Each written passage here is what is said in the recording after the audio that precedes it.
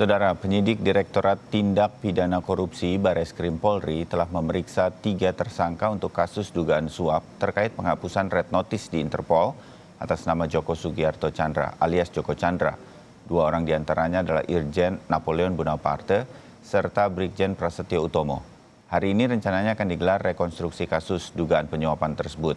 2 jenderal polisi tersebut oleh Joko Chandra. Lebih lengkapnya kita akan segera tanyakan langsung ke jurnalis Kompas TV, Dipo Nurbahagia, yang sekarang sudah ada di Bareskrim Polri di Jakarta pagi ini. Dipo, selamat pagi.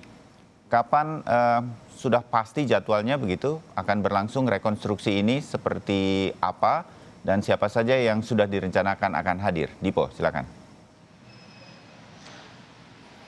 Iya, betul sekali Bayu, bahwa pada pagi hari ini memang rencananya Bareskrim Polri akan kemudian melakukan rekonstruksi terkait dengan dugaan suap penghapusan red notice Joko Chandra kepada 2 petinggi Bareskrim Polri, yakni ex-Kepala Divisi Hubungan Internasional Polri Irjen Napoleon dan juga ex-Kepala Biro Koordinasi dan Pengawasan PPNS Brigjen Prasetyo.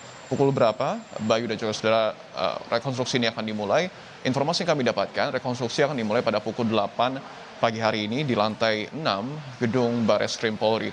Tetapi terkait dengan siapa-siapa saja kemudian pihak yang akan hadir dalam rekonstruksi kali ini, apakah para tersangka juga akan turut dihadirkan, ini yang masih kami tunggu konfirmasinya lebih lanjut karena sampai dengan saat ini belum ada keterangan tambahan yang disampaikan oleh tim dari Bareskrim Polri. Tentu rekonstruksi kali ini tujuannya adalah kemudian untuk melengkapi berkas-berkas ataupun data-data yang kemudian dibutuhkan oleh tim penyidik terkait dengan kasus ini. Karena pada awal pekan ini saja sudah dilakukan pemeriksaan kepada 4 orang tersangka, yakni Joko Chandra, kemudian juga Tommy Sumardi, dan juga Irjen Napoleon termasuk Brigjen Prasetyo. Tentu yang akan didalami adalah terkait dengan aliran dana. Siapa-siapa saja pihak yang kemudian menerima aliran dana dari Joko Chandra maupun Tommy Sumardi, dan juga tidak menutup kemungkinan Polri kembali akan menggali siapa-siapa saja pihak yang memberikan suap, apakah hanya Joko Chandra dan Tommy Sumardi ataupun ada pihak-pihak lainnya. Ini masih terus didalami oleh aparat kepolisian. Aparat kepolisian juga akan terus mendalami sebenarnya berapa besaran uang yang diberikan terkait dengan suap untuk menghapuskan red notice buron Joko Chandra ini, termasuk di mana lokasi pemberian suap, yang memang informasi terakhir yang kami dapatkan suap ini diberikan oleh Joko Chandra melalui Tommy Sumardi yang diketahui juga nampaknya cukup dekat dengan sejumlah petinggi aparat kepolisian, dan juga langsung diberikan kepada 2 petinggi Polri yang tadi sudah kami sebutkan, dan juga memang sudah dikonfirmasi juga oleh Irjen Napoleon dan juga Brigjen Prasetyo memang dirinya menerima suap dari Joko Chandra. Prasetyo ataupun Brigjen Prasetyo diduga menerima suap sebesar kurang lebih 20.000 dolar Amerika Serikat ataupun setara dengan 295 juta rupiah. Sementara itu Napoleon ataupun Irjen Napoleon diduga menerima uang lebih besar dari Prasetyo, karena kalau dilihat dari jabatannya memang ini sangat strategis untuk kemudian menghapuskan nama Joko Chandra di dalam daftar red notice. Joko Chandra dan Tommy sendiri dijerat dengan pasal 5 ayat 1, pasal 13 Undang-Undang Nomor 20 Tahun 2001 tentang tindak pidana korupsi, junto pasal 55 KUHP dengan ancaman 5 tahun penjara. Sementara Prasetyo dan juga Napoleon dijerat dengan pasal 5 ayat 2, pasal 11, pasal 12 huruf A dan B, Undang-Undang Nomor 2 Tahun 2001 tentang tindak pidana korupsi, junto pasal 55 KUHP dengan ancaman 5 tahun penjara. Artinya sampai dengan saat ini kurang lebih setengah jam ke depan kita masih menunggu, Bayu dan juga saudara, rekonstruksi yang rencananya akan dimulai pada pagi hari ini terkait dengan dugaan kasus suap untuk menghapuskan red notice buron Joko Chandra. Bayu. Ya, Dipo, memang satu persatu kasus yang melibatkan nama Joko Chandra ini sudah mulai dituntaskan di institusi masing-masing begitu.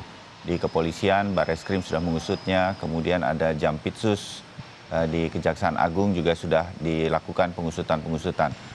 Bagaimana perkembangan, karena ini kan saling terkait begitu, apakah ada kemungkinan nantinya secara perkembangan kasus ini nanti akan ada koordinasi antara Kejaksaan Agung dengan kepolisian? Karena mungkin saja ini sebetulnya akan saling kait-mengkait. Dipo. Ya, betul sekali, bahwa terkait dengan koordinasi yang dilakukan oleh katakanlah 2 kutub Kejaksaan Agung dan juga Bareskrim Polri, ini menjadi 2 kutub yang kemudian menjadi faktor utama dalam mendalami kasus suap terkait dengan Joko Chandra begitu, ataupun buron Joko Chandra. Koordinasi sangat mungkin terjadi, Bayu dan juga saudara, karena beberapa hari yang lalu ataupun pada hari kemarin pihak dari Bareskrim Polri ini sudah memberikan surat begitu kepada Kejaksaan Agung, kemudian untuk meminta kesempatan memeriksa Jaksa Pinangki untuk mengklarifikasi dan juga untuk melengkapi data-data dari tim penyidik Direktorat Tindak Pidana Korupsi Barreskrim Polri terkait dengan kasus ini. Namun perkembangannya masih harus kita tunggu apakah nanti diizinkan oleh Kejaksaan Agung atau tidak.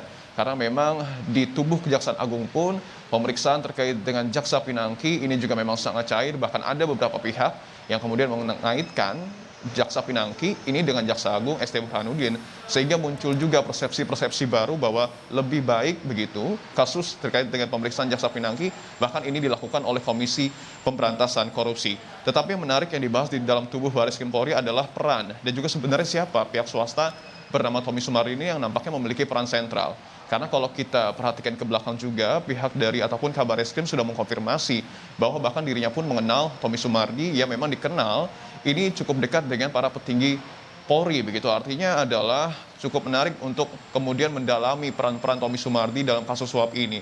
Karena pada April lalu, kalau dapat kami flashback sedikit ke belakang, begitu pertemuan pertama ini terjadi pada April lalu antara Tommy Sumardi dan juga Brigjen Prasetyo. Kemudian ada perbincangan di sana dan pada akhirnya Brigjen Prasetyo ini mengenalkan Tommy Sumardi kepada Irjen Napoleon yang memang memiliki posisi strategis, yakni ex kepala divisi dari Hubungan Internasional Polri yang kemudian menghapuskan red notice dari buron Joko Chandra. Ini juga yang masih harus terus didalami oleh aparat kepolisian. Apakah ada pihak-pihak lain yang kemudian mendapatkan suap dari Tommy Sumardi? Ini yang harus kita tunggu bagaimana kemudian pengusutan kasus ini ke depannya, Bayu. Baik, Dipo Nurbahagia, terima kasih laporan Anda dari Barreskrim Mabes Polri Jakarta pagi hari ini.